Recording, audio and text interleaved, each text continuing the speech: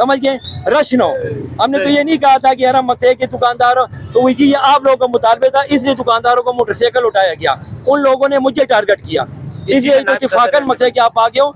तो मैं अभी वही मैसेज भी करूंगा कि भाई आप अपना मोटरसाइकिल अपने हदूद में करो। अगर गाह का जितना मैंने आपको समझाया ना, मैं समझ गया। अगर हर बंदा दुकानदार अपने हिस्से की शम्मा जलाना शुरू कर दे कि हमने टेंच बाजार को मॉडल रोड बनाना है, इंशाल्लाह मॉडल बाजार बनाना है, जी जी जी। भाई सारे पिंडी से लोग यहाँ पे विजिट करने आए भी यार, एक कितने कोऑपरेटिव दुकानदार और कितने पढ़े लिखे और सेंसिबल हैं।